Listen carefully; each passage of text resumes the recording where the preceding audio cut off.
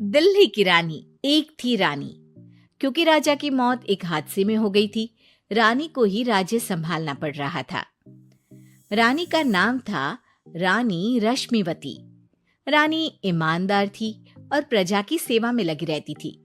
एक दिन उसके दरबार में 3 नौजवान आए, रमेश, सुरेश और दिनेश। कहो, क्या सहायता कर सकती हूँ मैं तुम्हारी? हम आपके दरबार में काम करना चाहते हैं ताकि जनता की सेवा कर सके। लेकिन अभी तो तुम्हारी उम्र बहुत छोटी है। तुम लोगों को तो अभी अपनी पढ़ाई पर ध्यान देना चाहिए। हमारा मन पढ़ाई में नहीं लगता।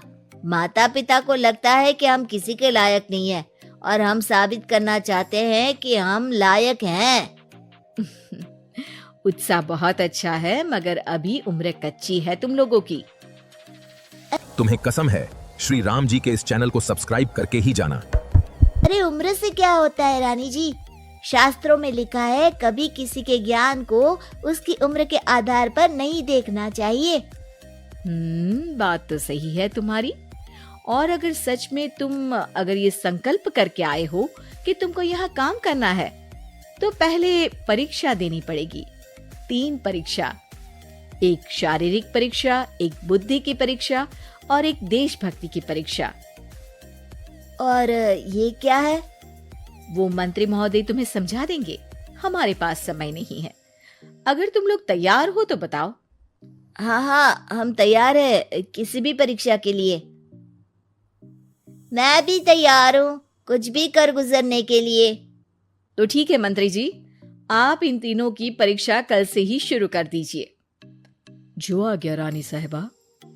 अगले दिन से ही तीनों की परीक्षा शुरू हो जाती है। पहले शारीरिक परीक्षा, यानी किस में कितना है दम, ये देखेंगे हम। क्योंकि शरीर में दम होगा तभी तो प्रजा की सेवा में दम लगा पाओगे। हमें क्या करना होगा?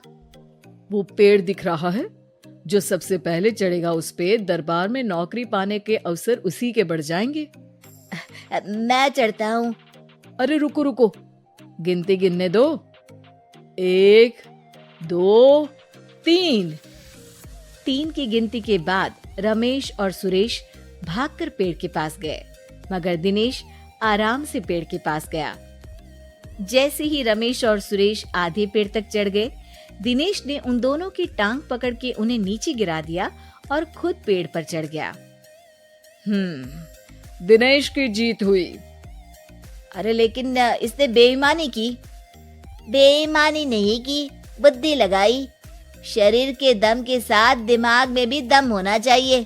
क्यों मंत्री जी? हाँ, बात तो तुम्हारी सही है। लेकिन बात अगर बुद्धि की है तो बुद्धि की असली परीक्षा हम कल लेंगे। शाम को जाकर मंत्री रानी को सब बता देते हैं। यानी दिनेश उन सब में ज्यादा होशियार है। जी रानी साहिबा। अगले दिन तीनों की बौद्धिक परीक्षा का समय होता है। आज हमें क्या करना है मंत्री जी? थोड़ा सब्र करो, कल जल्दबाजी में ही हारे थे तुम। सही कह रहे हैं मंत्री जी। अरे तू क्यों ज्यादा बोल रहा है?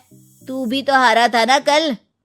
ए दिनेश, ज्यादा होशियार तुम्हें कसम है, श्री राम जी के इस चैनल को सब्सक्राइब करके ही जाना। मत बन। अरे, लड़ो मत। आज की परीक्षा पर ध्यान दो। आज की बौद्धिक परीक्षा में ये कुछ बोरे हैं, कुछ में नमक है और कुछ में रुई। जिसको जो ले जाना है उठा लो। देखते हैं कि कौन जल्दी से कोई भी एक बोरा नदी के उस पार लेकर जाता है। समय शुरू होता है अब। तीनों बोरों की तरफ बढ़ते हैं। सुरेश, नमक की बोरी भारी है, ले जाने में मुश्किल होगी। हाँ, सही कह रहा है। रुई हल्की है, हम दोनों रुई लेकर चलते हैं। अरे भाई, मैं तो नमक लेकर जाऊंगा। रमेश और सुरेश ये सोचकर हंसते हैं कि आज तो दिनेश हार ही जाएगा। दौड़ शुरू होती है। 1, 2, 3।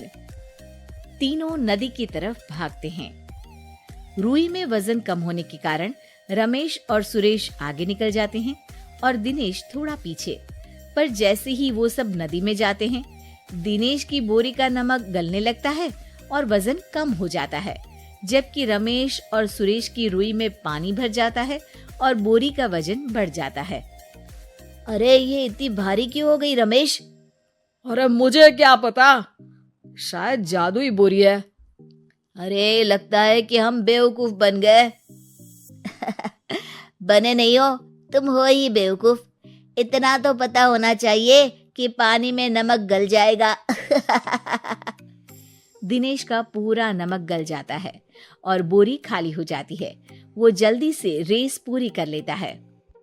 इस परीक्षा के विजेता भी दिनेश ही हैं। उसने दिमाग लगाकर दिखा दिया कि वो बौद्धिक परीक्षा में भी रमेश और सुरेश से आगे है।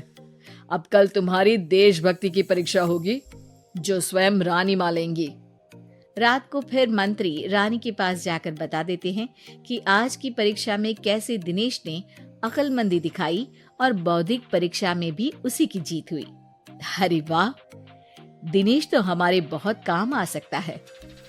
हम उत्साहित हैं कल की परीक्षा के लिए। वो तो ठीक है रानी साहिबा, लेकिन हमने सुना है कि पड़ोसी राज्य का राजा आकाशदीप हमारे राज्य की सीमा में घुसपैठ कर रहा है।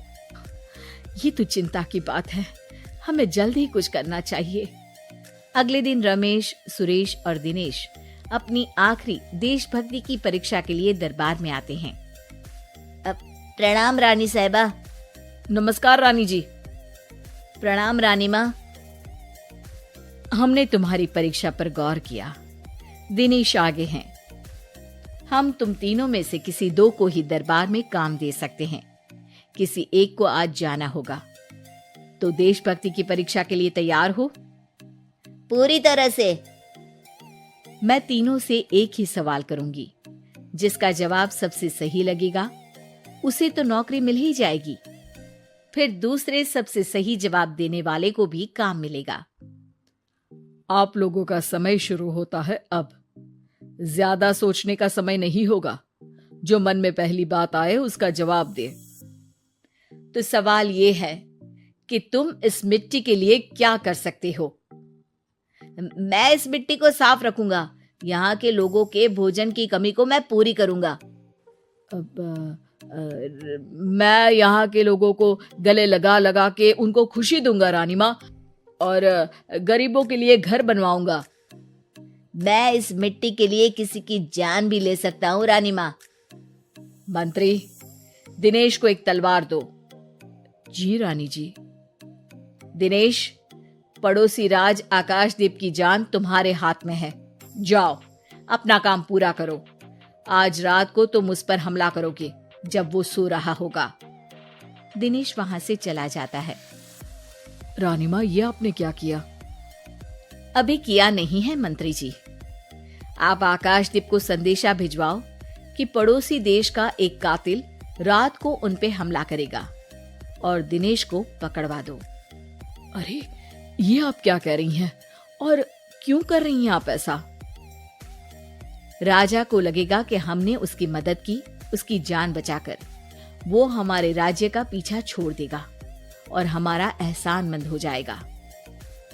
और दिनेश का क्या होगा? इस राज्य को दिनेश जैसे शातिर और लड़ाकू लोगों से ज्यादा जरूरत है, ऐसे लोगों की जो लोगों को खाना खिलाने की और खुश करने की बात करे। और ये गुण सुरेश और रमेश में है। इन्हें नौकरी दे दो। दिनेश बहुत चतुराई से नौकरी हड़पना चाहता था, जिसके लिए उसने रमेश और सुरेश जैसे दोस्तों का भी नुकसान किया। पर रानी ज्यादा चतुर निकली। उसने एक तीर से दो निशाने लगाए। दिनेश जैसे खूंखार युवक को राज्य से बाहर करवा दिया और पड़ोसी राजा आकाशदीप को अपना एहसानमंद कर लिया। पूरा दरबार रानी की जय जयकार